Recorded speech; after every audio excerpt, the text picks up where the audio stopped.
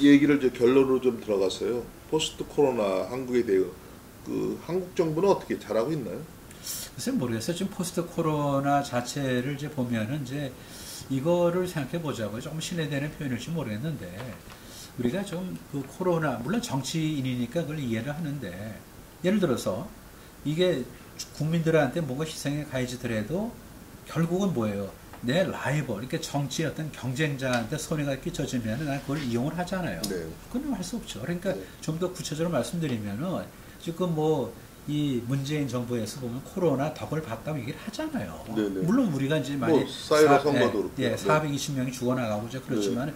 그래도 보면은 이제 우리가 이거 잘하지 않았냐, 뭐 다른 나라에 비하면 적게 죽었다 이렇게 거꾸로 얘기할 수 있을 정도의 그걸 했는데 우리가 조금 그거를 즐기다 보면 놓치는 게 있어요, 사실이요. 앞으로 뭐냐면은 요새 이제 문자 메시지 많이 받으시잖아요. 제가 그걸 하나 갖고 있는데 이 친구들한테도 이제 보냈는데. 문자 메시지는 예를 들어서 이건 좋아요. 공지라든지 그 다음에 이제 어떤 팩트를 알리는 건 좋아요. 그런데 오늘 내가 화가 난 게 뭐냐면은 중대 보내서 왔는데 사람들 간에 뭐 모일 때 마스크를 쓰고 예의를 지키고 이런 잔소리 정도의 어떤 그런 것이 그게 뭐 볼록볼록 막 튀어나와요. KT나 SK에 돈 벌어주는 걸로 냈는데. 근데 그게 세금을 지급해요. 그거를 딱 보니까 보면 너무 지나치게 이거는 지나치다. 네. 아니 그러니까 공지를 하는 건 좋아요. 네. 그러니까 뭐 성남에 예를 들어서 성남에 몇 번 뭐 그래서 어디 그래서 확인해 그건 좋지만 그게 아니고 무슨 뭐 대중에 갈 때 마스크를 쓰고 예절을 지키고 이거는 무슨 초등학교 선생님 말이에요. 무슨 어린 애들 같다. 그거는 국민에 대한 큰 신뢰입니다. 네. 우리가 뭘 못하죠? 지금 미국에서 뭐예요? 백신이 거의 개발되고 있잖아요. 네. 그러면 백신을 다 개발해서 빨리 자기 나라 몫으로 많이 걸 찾아와야 되는데 눈에 안 보이는 그런 경쟁이 이루어지고 있어요. 우리나라는 손 놓고 있는 것이 아닌가 의심스러워. 맨날 문자 메시지 보내느라고 도대체 중대 보내서 이게 말이 됩니까? 또 하나 이제 우리가 중요한 건 뭐냐면은 결국은 이제 뭐 이게 질서가 이제 회복이 되듯이 경제도 회복이 되는데 충격 이후에 어떤 V자 반등을 좀 하려면은요 조건이 좀 있어야 돼요. 조건이요. 경제 활력이에요. 그러니까 예를 들어서 이거 아닙니까? 뭐 여러분들 이거를 생각해 보세요. 이게 참 좋은 예가 되는데 항공모함에서 전투기가 발진하잖아요. 그러면 거기서 가속해서는 속도를 못 내죠. 다 떨어지죠. 그러니까 뒤에서 그냥 꽉 잡고 있잖아요. 그러니까 꽉 해갖고 그냥 속도를 갖다 내고 한쪽 잡고 해서 탁 놓는 순간에 발진해서 올라가는 거 아닙니까? V자 반등을 하려면요. 뭔가 좀 그런 어떤 에너지가 있어야 돼. 근데 우리는 뭐냐면 정부만 믿고 정부는 자기 생색만 내고 그럼 나중에 이게 팬데믹이 사라졌을 때 발진을 못해, 발진을. 그러다 보니까 지금 뭐 해야 됩니까? 이럴 때 정중동이 필요하듯이 규제가 뭐가 있나? 어떤 규제를 갖다 없애주면은 기업 활력이 더 좀 생길까? 그런 거를 고민하고 백신을 어떻게 우리가 조달해서 우리한테 빨리 이걸 갖다가 좀 돌릴까? 이걸 해야 되는데 코로나 정착에 바쁘다고요. 현상 유지하기.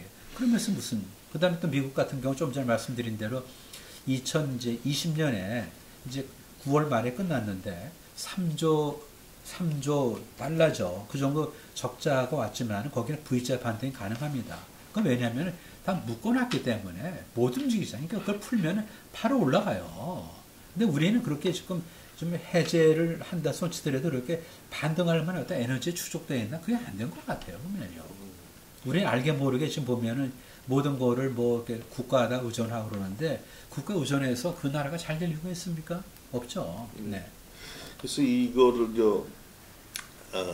경제 활력을 시키기 위해서 이 팬데믹 기간에서 우리가 벗어나갔고 경제 활력을 낼 수 있는 어떻게 힘을 키워야 되는데 그런 면에서 규제 그런 것을 좀 풀어줄 것이 필요하다. 근데 저는 이 규제를 생각할 때마다 제가 뭐 정치학을 한 사람으로서 잘은 모르겠어 뭐 교수님한테 물어보게 되는데 예를 들어서 요새 그 제주도에서 얘기가 됐던 영리병원 그리고 산업금융 합동되는 거 이런 것에 대해서 뭐 산업금융 합동되는 것은 이제 뭐 조금씩 풀어주고 있는 상태인데 영리병원 같은 거는 그 얼마든지 그 경제를 활성화시키고 돈을 벌 수 있는 거 아닙니까? 그러니까 잘 사는 사람도 잘 사는 사람이 돈 쓰는 거 꼴 보기 싫어서 안 하는 거 아닙니까?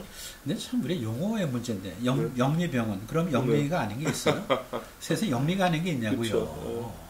그럼 우리가 진짜 그러니까 뭐 지금 삼성병원 같은 거 그냥 의료법인 재단 그렇게 돼 있나요? 의료법인으로 그거는 이제 뭐 네. 문의만 그렇게 해갖고 그러니까 주식회사가 아니라는 그렇죠. 얘기죠. 그러니까 네. 쉽게 말하면 이렇게 이제 문의만 그래갖고 이제 네. 영리를 취득하지 못하도록 하는 건데 네. 사실은 만약에 수급을 갖다가 잘못해갖고 계속 스크업을 적자를 뭐예요, 스크업?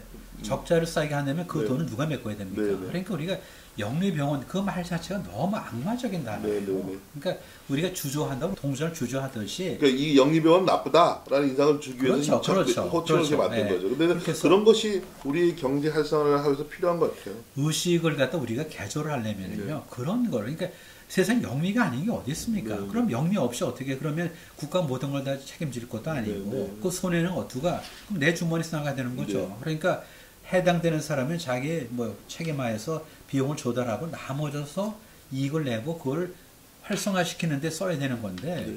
지금 우리가 뭐냐면은 뭐 영리병원 그다음 또 하나 보세요. 참 우리가 이걸 조심해야 돼요. 생명, 돈. 그러니까 돈보다 생명이다. 그러면 사람이 먼저다. 그런데 그러면은 예를 들어서 지금 이제 무상 의료라고 생각해 봅시다. 그러니까 돈보다 생명이다. 그래야 무상 의료를 했어요. 그럼 무상 의료는 뭐죠? 그게 구호의 구호. 그러면은 실제적으로 무상 의료를 갖다 실제 서포트 할 수 있는 어떤 의료 어떤 뭐 시설이라든지 의료인이 준비가 되어 있습니까? 안 되면 뭐냐면 기다리다 다 죽어요. 네. 기다리다 다 죽는다고. 네. 이런 얘기는 뭐 그냥 뭐 가볍게 넘어 가시대. 예전에 보면은 김정은 앞에 김정일 심장병으로 죽었잖아요. 그렇죠? 네, 네, 네. 근데 만약에 우리나라 정도 어떤 의술 그러면 아마 그 별거 아니었을지도 몰라요. 네, 네. 근데 거기는 뭐 그 나라 1인자가 네. 그렇게 그를 의료 기술이 사실 그 나라에 뭐예요? 지금 생명을 보호하는 거지. 네. 돈보다 생명이 앞선다. 돈보다 사람이 앞선다라는 그런 구호가 그 나라의 생명을 갖다 그걸 구해주는 게 아닙니다. 지금 네. 말이에요. 그래서 제가 이제 규제를 풀어야 되는 거에 한 예로서 영리병원을 들었는데 교수님이 생각하기에는 그런 규제를 풀어야 되는 지금 우리가 팬데믹 이후 팬데믹 상황이랄까 이후에 이제 경제 활력으로 해서 했던 활력을 뭐 힘을 키우기 위해서도 그 규제 대표적인 규제 완화될 필요 있는 규제는 뭡니까? 근데 좀 뭐 좋은 이제 반호법적인 어떤 얘기가 이제 나오는데 네.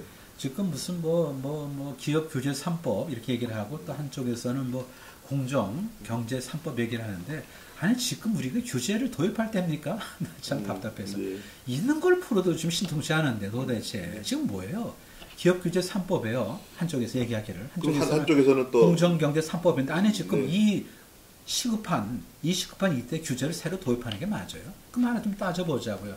뭐 여기서 우리가 경제 강의를 하는 거 아니니까 이제 디테일은 몰라요. 따질 필요 없어요. 어떤 기업 규제 3법인데 그러면은 그게 다 새로 나온 게 아니에요. 20대 때, 지금 21대 국회죠. 20대. 그러니까 전 국회에서 다 폐기된 거예요. 네, 네. 그때 왜 폐기됐죠? 네. 결국 힘을 모으지 못했어. 그러니까 설득력이 그게 아니니까 네. 공감을 받지 못해서 폐기된 겁니다. 네. 그거를 21대에 그대로 들여와요. 네. 그러면은 예전에 잘못된 게 지금 좋습니까? 예전에 세모가 지금 네모가 됐습니까? 그건 네. 아니잖아요. 네. 세모는 세모고 네모고 틀린 건 틀린 거죠. 네. 결국 국회의원의 숫자가 많다고 해서 폐기된 걸 다시 불러들여서 그걸 부활시키는 게 그게 맞냐고. 이 위중한 때 언제 팬데믹에 우리 시달리잖아요. 더군다나 지금 뭡니까? 뭐 미국 대선 앞두고 불확실성도 커지고 그다음 더 결정적으로 뭐 미중 갈등이 커지는데 미중 갈등 그다음 미국 대선의 어떤 리스크 그리고 팬데믹 이 와중에 공정경제 3법이라는 그런 타이틀로 새로 규제를 들여오는 게 맞습니까 도대체? 공정거래 3법 좋다. 그러면 공정경쟁 3법. 그 공정경쟁 3법이요? 공정경제 3법 이렇게 말을 붙인 거죠. 네, 여권에서. 공정경제 3법을 통과시켜주겠다. 대신 노동상법을 같이 하면 패키지로 하겠다. 그런 말도 안 되는 얘기를 하고 있습니다. 근데 이제 이것도 그래요. 사실 이제 김정인 씨에 대해서 좀 약간 비난의 화살을 좀 돌릴 수밖에 없는데 네. 결국은 뭡니까? 이게 여야 간의 어떤 이제 뭐 협의를 통해서 이제 그러면은 이쪽에서 그러니까 여당 쪽에서 기업 규제 3법 얘기할 때 이 국민의힘은 뭡니까? 야당이죠. 그리고 정통 보수당이에요. 네. 그럼 그쪽에서 보면은 이건 아니다라고 견제를 해야 되는데 견제하기는커녕 그건 뭐 원천적으로 자기는 찬성한다라고 얘기하는 것은 이건 잘못된 거죠, 보면요. 네. 그러면은 나중에 또 이제 그게 굉장히 나빠지니까 여론이 그제서야 뭐 노동 쪽에도 문제가 있다. 그러면 생각해 보세요. 어디가 문제가 심각합니까? 상식으로 보더라도 우리의 어떤 몸에서 가장 나쁜 데가 어딘가? 어디가 제일 취약한가? 거기부터 우리가 신경 써야 되는 거죠. 그럼 우리나라 보면은 경제제도 관행 중에서 어떻게 볼 때 기울어진 운동장이 어디를 얘기하는 거예요? 노사에서 노로 기울어진 거 아니에요. 그러면 그쪽 얘기를 먼저 하는 게 맞습니다. 근데 지금 김종인 씨는 뭐냐면은 기업 규제 3법을 갖다 나는 찬성한다, 원칙적으로. 네. 그렇게 하고 여론이 나빠지니까 그제서야 그러면은 뭐야, 노동 쪽도 무슨 좀 손을 봐야 되지 않나. 이렇게 얘기하면 안 되는 거죠. 네. 보면요. 먼저 시급한 걸 얘기해야 되는 거죠. 기울어지면 그쪽을 갖다 우리가 돌을 괴야 될 거 아닙니까? 네. 예. 허기졌으면 뭔가 미움이라도 먼저 줘서 원기를 차리고 나서 그다음 뭘 해야 되는데 여론이 나빠지니까 그제서야 도대체 뭐 노동 경제, 그러니까 노동 쪽에도 뭐 개혁이 필요하다. 그런 거는 그거는 좀 죄송하지만 기회주의적인 그런 생각이에요. 처음부터 얘기를 했어야 되는 거죠. 아니면 단서로 노동 쪽에 문제가 많다. 노동 쪽의 문제를 같이 우리가 보는 그런 조건 하에서 기업 규제 3법도 논의하자라고 했으면 되는데 전혀 그러질 않았잖아요. 네. 전부 기업 규제 3법 얘기하다가 네. 여론 나빠지니 그제 가서 도대체 말이에요. 지금대로 하면은 뭐 ILO 우리가 그거는 지침에 해고자를 갖다가 노동자로서 받아주는 게 맞습니까 지금? 네.